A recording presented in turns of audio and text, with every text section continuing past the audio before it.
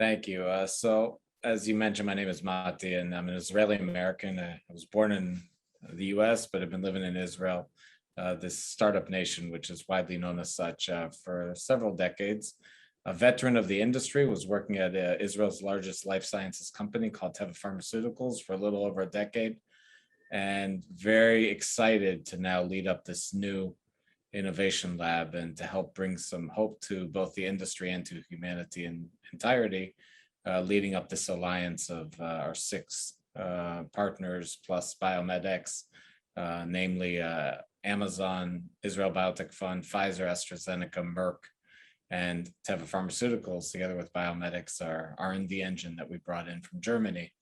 It's very exciting for me to be able to lead up this new consortium, and help to build and invest in the next generation of AI and computational based startups that will come out of our lab and hopefully grow in Israel successfully. And thankful that our Chief Technology Officer, Yair, decided to join us as my partner in this ride, and he can introduce himself. Thanks, Mati. Hi, pleasure to be here. I'm Yair Benita. I have a background in pharmacology and computer science. I drifted from the biological field into the computer science field around 2000 when the genome was sequenced. I was very passionate learning more about it, trying to understand the data and how it can impact drug discovery. I've been in this interface of biology and computer science ever since, and my true passion is to use data to drive and improve drug discovery and development. That's what I've been doing throughout my PhD, then a postdoc in Boston, worked for Merck for a few years in Boston, and came back to Israel to lead the computational groups in biotech environment. I recently joined. I feel that this is a unique opportunity because of our model and the partnership, which I think we're going to talk about more in this interview.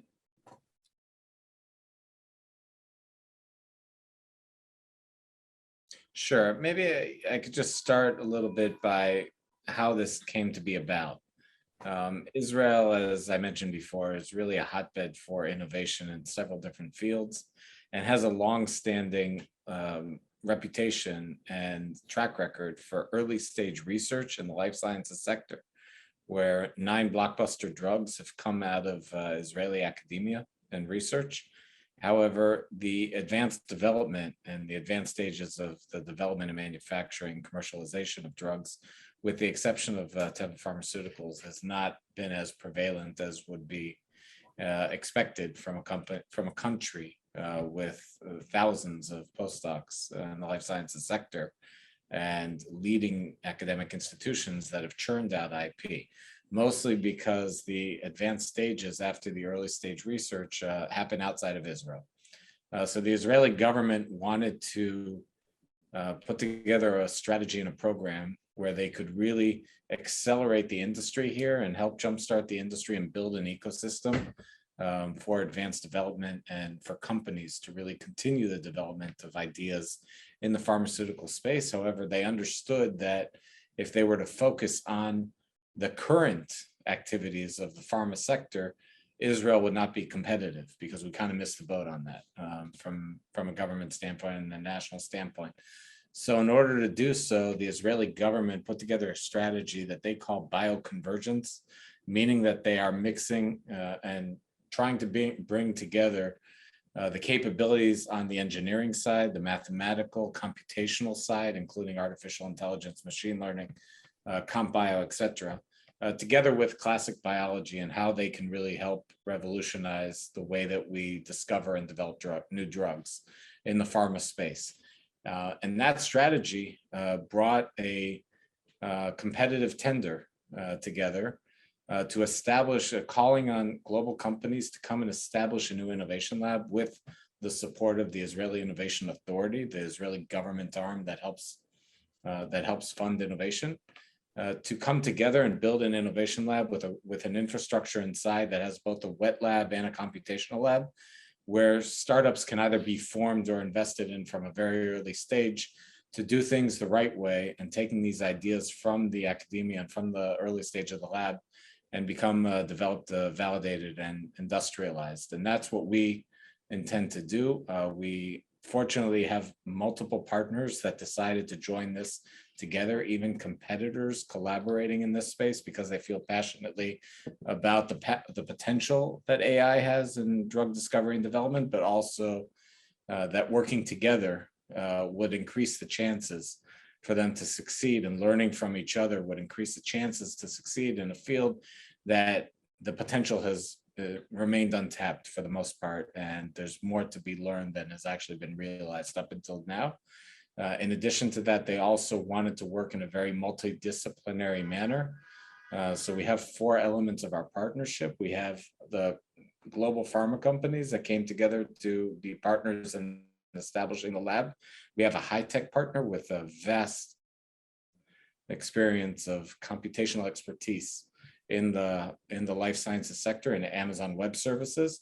We have a venture capital partner, which brings in the business and investment expertise into the stage to help our startups grow from the very early stages until they become growth companies, as well as, of course, our R&D engine of BioMedX, which has been working in the pharma space with R&Ds of the global pharmas to decipher what the challenges are that we're going to focus on in that sense. And that's how we're going to work, where we're going to take, with the help of BioMedX, the top R&D challenges and research challenges that remain untapped from the global pharmas, and take them for a global call for applications and find the best talents that want to come and become scientists founders in our lab to help establish new ventures.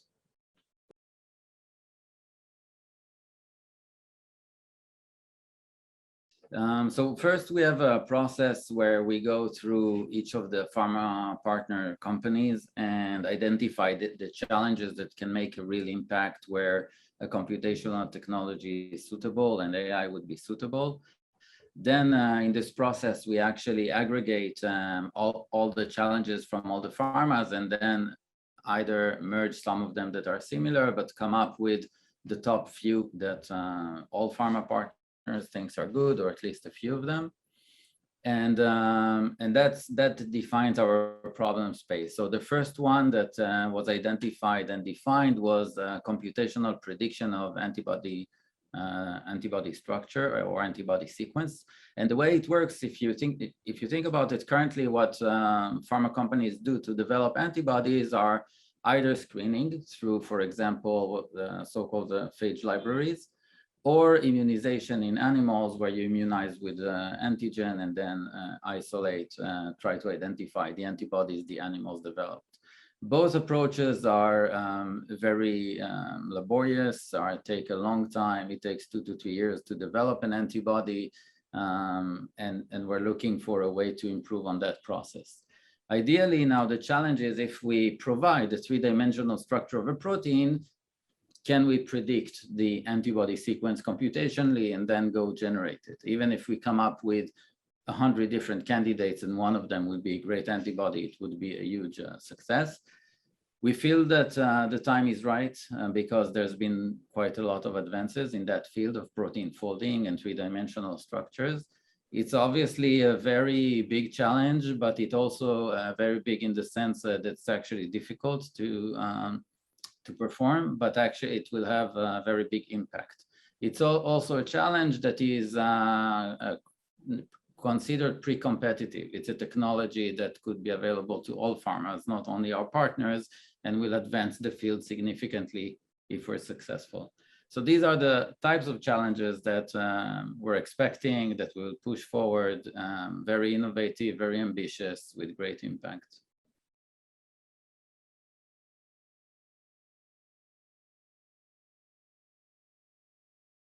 So it's, again, we have to find the problems where first we have the data, which can be used both for learning and for testing, and that data is large enough.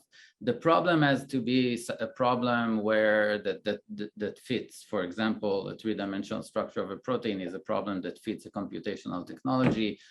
Or, for example, taking a given antibody and improving it so it can be a better drug in terms of its attributes like solubility, viscosity, pharmacokinetics, pharmacodynamics. all of those things, we have a mathematical basis behind it, so it can be used. There's enough understanding to start building around it. So we're looking for such problems, and these problems are scattered around the drug discovery and development process. But every time, if you think about it, every time we can replace a component that is very currently low-tech and tedious and very expensive with a better AI-driven solution, and that way we envision that will improve the entire process over time.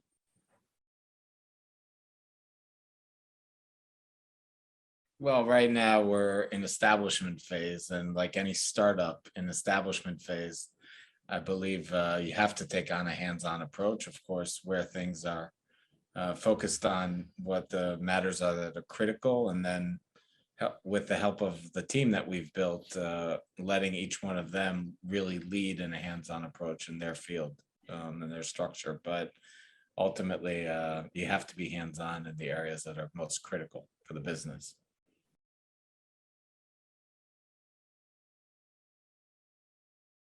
So in 3 years from now, hopefully we will have either created or invested in at least 15 new startups that will have gone through our program, and 3 years from now already have established at least some startups that have already started to validate their technologies, showing that computational bio can really work in the pharma drug discovery and development phases.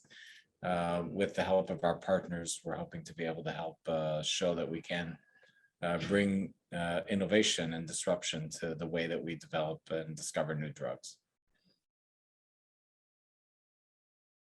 I just want to add that one of the goals here is to actually take breakthrough technologies and implement them in pharma, which might sound relatively easy, but it's actually not very easy. Many companies that developed brilliant algorithms find it difficult to actually convince pharma to use them because it's hard to validate biologically. And what we try to do is make sure that the technologies are developed together with the pharma partners. And once they're part of this process, they will adopt it and implement it and test it internally, because ultimately validation happens in the clinic on patient, and that has to still be done in conventional ways and cannot be done technologically. Well, I think we're thankful that we have pharma giants, really pharma leaders, that are open to working in new ways, and of course, and hopefully we'll be able to do that with them. Yeah, not only open, but they want to be part of the process, not only see the end product, because sometimes the end product will not be what they need or want. So they're going to be part of the process, and I think this is key.